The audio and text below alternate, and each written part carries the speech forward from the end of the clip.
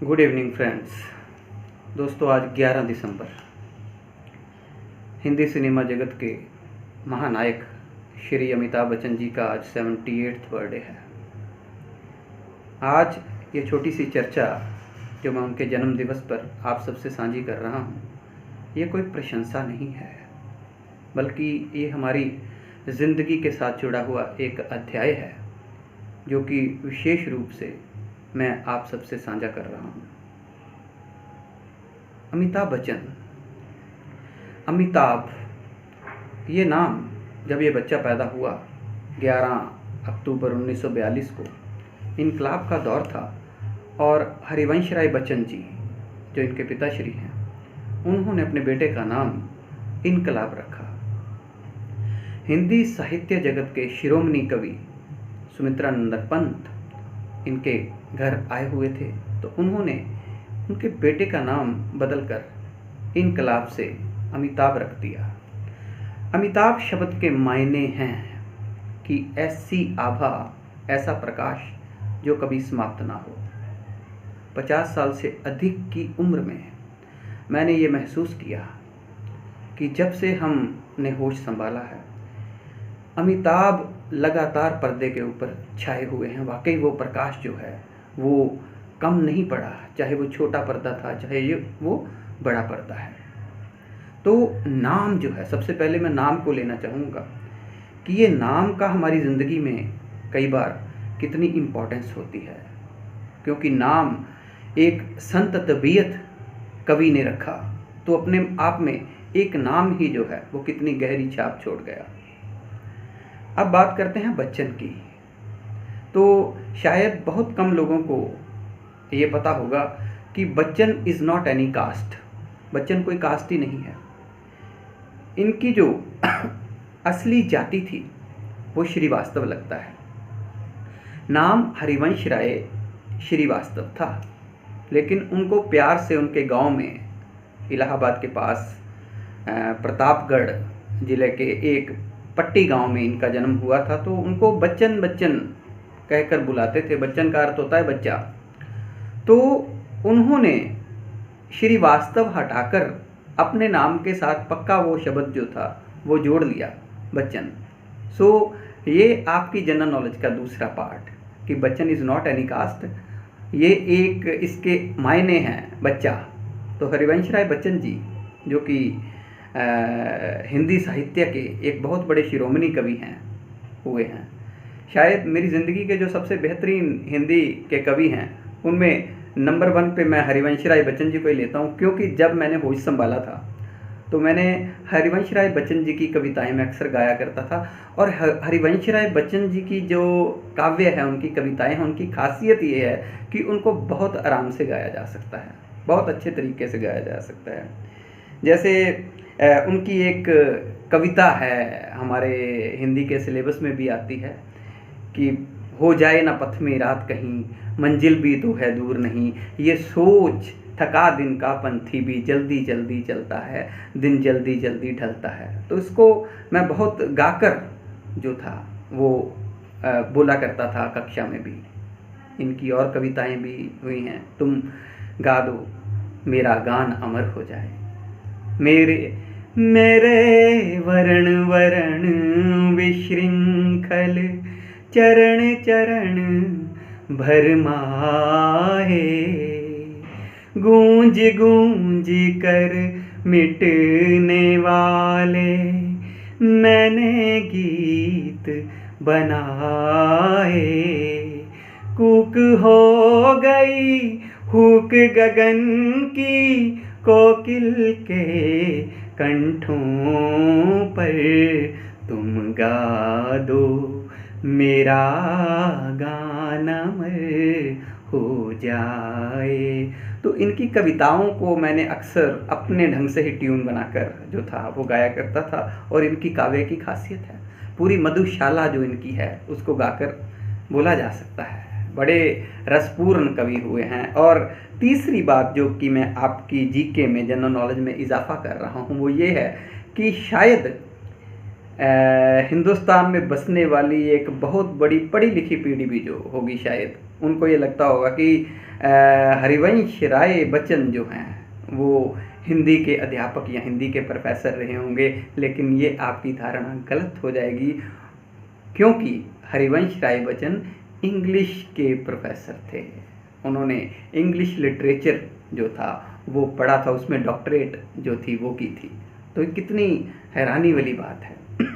अब हम आगे अगर आए तो हम देखते हैं कि हरिवंश राय बच्चन का जो परिवार है, तो ये बच्चन परिवार, व्हाट अबाउट अमिताभ बच्चन? अमिताभ बच्चन एक सिख माँ की औलाद है, एक सिख माँ की। तेजी बच्चन, या उनका नाम तेजी सूरी भी था, तो ये वो एक सिख परिवार से संबंधित थी। तो ये एक बहुत बड़ी विडंबना है कि इसके बारे में भी शायद हमें पता नहीं होगा कि हरिवंश राय बच्चन जी की जो शादी थी वो 2 शादियां हुई थी। उनकी पहली बीवी श्यामा जो थी वो उनकी डेथ हो गई थी, तो उन्होंने दूसरी शादी की थी तेजी बच्चन जी के साथ, जो पहले तेज कौर सूरी थी। तो अमिताभ जब हिंदी सिनेमा में आने से पहले साइंस ग्रेजुएट हुए, और ख़ासियत ये रही कि ये जो कवि लोग होते हैं, ये जो लेखक लोग होते हैं, चाहे हरिवंश राय बच्चन की एक पैठ थी भारतीय राजनीति में भी, सरकार के दरबार में भी, लेकिन उन्होंने अपने बेटे को खुद अपने पाँव पे खड़े होने का गुण दिया था। और अमिताभ बच्चन ने अपनी ज़िंदगी में संघर्ष किया। हमें यह भी पता है, शायद बहुत से लोगों को पता है, कि अमिताभ बच्चन जो थे वो उन्हें निष्कासित कर दिया गया था, उन्हें ठुकरा दिया गया था ऑल इंडिया रेडियो पे। जब वो गए हैं ऑडिशन देने के लिए, तो ऑल इंडिया रेडियो वालों ने साफ कह दिया उनके ऑडिशन में कि अमिताभ बच्चन की आवाज़ जो है वो सूट ही नहीं करती, ये आवाज़ एक एंकर की आवाज़ हो ही नहीं सकती। और शायद हम ये अच्छी तरह से जानते हैं कि अमिताभ नाम का ये व्यक्ति अपने आवाज़ के दम पर ही दुनिया के सामने अपने आप को स्थापित कर पाया। अब अगर हम बात करें अमिताभ की जो good time, good phase of life, लोग मानते हैं जंजीर से शुरू हुआ, लेकिन नहीं। अमिताभ बच्चन का जो गॉड फादर थे वो ऋषिकेश मुखर्जी थे। उन्होंने ही उनकी प्रतिभा को पहचाना था,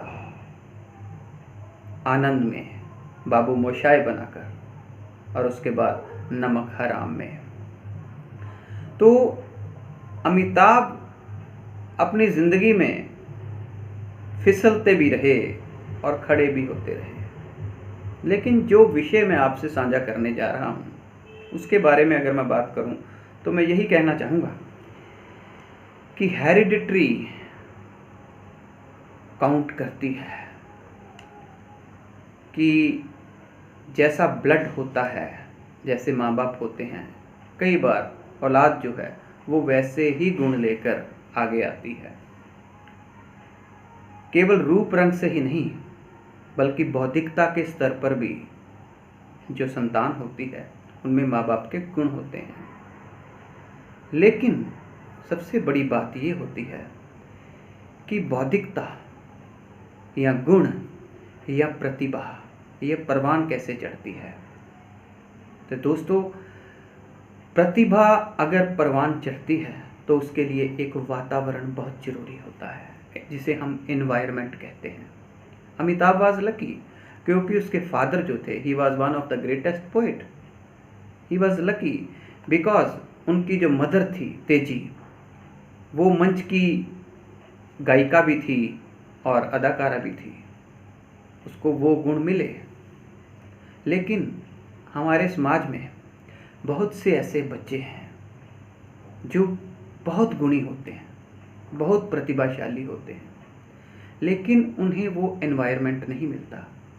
कभी वो घर से मार खा जाते हैं, कभी वो स्कूल से मार खा जाते हैं, कभी समाज से मार खा जाते हैं। तो ऐसे बहुत से बच्चे जो हैं, बहुत सी प्रतिभाएं जो हैं, वो परवान ना चढ़ सकी। तो कोशिश कीजिए कि सबसे पहले हम अपने घर में देखें कि हमारे घर में जो प्रतिभा है हमारे बच्चों में, उनको एक वातावरण दें। अगर हम उन्हें वातावरण देंगे तो वो निखर कर समाज के सामने आ सकती है और अपना एक नाम और एक पता बना सकती है। प्रतिभा किसी भी तरह की हो सकती है, केवल एक्टिंग ही नहीं, केवल गायन ही नहीं, प्रतिभा के साथ बहुत सी आयाम जो हैं जिंदगी के जुड़े हैं। Cooking is also a talent, cooking भी एक टैलेंट है, पेंटिंग भी एक टैलेंट है। हम क्या क्या नहीं देखते। और हर बच्चा जो है वो प्रतिभाशाली होता है, उसकी प्रतिभा को पहचानना। और सबसे बड़ा कार्य जो है, ये अध्यापक की तो एक बहुत बड़ी ड्यूटी बनती है, अध्यापक का तो एक बहुत बड़ा कर्तव्य बनता है कि वो अपने विद्यार्थी की प्रतिभा को पहचाने। उसको अगर वो चिंगारी है तो उसको वो एक पूरी आग बनाए, उसके अंदर एक आग पैदा करे, ताकि उसका विद्यार्थी जो है, जिस क्षेत्र की प्रतिभा उसके पास है, उस प्रतिभा के बल के ऊपर वो समाज के सामने आए, अच्छा नागरिक बने, अच्छा कलाकार बने, अच्छा नेता बने, अच्छा अभिनेता बने, अच्छा वोटर बने। हर तरह की प्रतिभा है, अच्छा कवि बने। तो आइए आज अमिताभ बच्चन जी के जीवन में, क्योंकि मैंने श्री अमिताभ बच्चन जी की प्रशंसा के लिए ये वीडियो नहीं बनाया, मैंने सिर्फ इसलिए बनाया है कि एक अमिताभ जब पैदा होता है तो उसको हेरिडिटरी तो मिलती है, लेकिन अगर वो हेरिडिटरी ही रहती और उसे एनवायरनमेंट ना मिलता तो शायद अमिताभ नाम का व्यक्ति हमारे सामने नहीं होता इतना प्रसिद्ध। तो आइए, हेरिडिटरी अगर किसी के पास है तो बहुत अच्छी बात है, लेकिन अगर किसी के पास टैलेंट है तो उन्हें एनवायरनमेंट दें। अगर वातावरण दे देंगे तो वाकई एक ऐसी शख्सियत का निर्माण शायद हम कर जाएं कि जिसको देखकर समाज कहे कि वाह क्या व्यक्ति है। और हमेशा याद रखें कि जो भी शख्सियत समाज के सामने चमकती हुई आती है, सूरज बनकर आती है, उस सूरज के निर्माण के पीछे कोई ना कोई एक दिया जरूर कार्य कर रहा होता है, मित्र के रूप में, रिश्तेदार के रूप में, माता पिता के रूप में, और सबसे बड़ी बात अध्यापक के रूप में।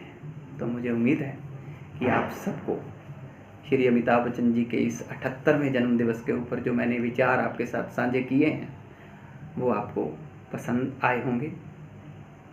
तो इतने शब्दों के साथ ही आप सबसे विदा लेता हूँ। नमस्कार।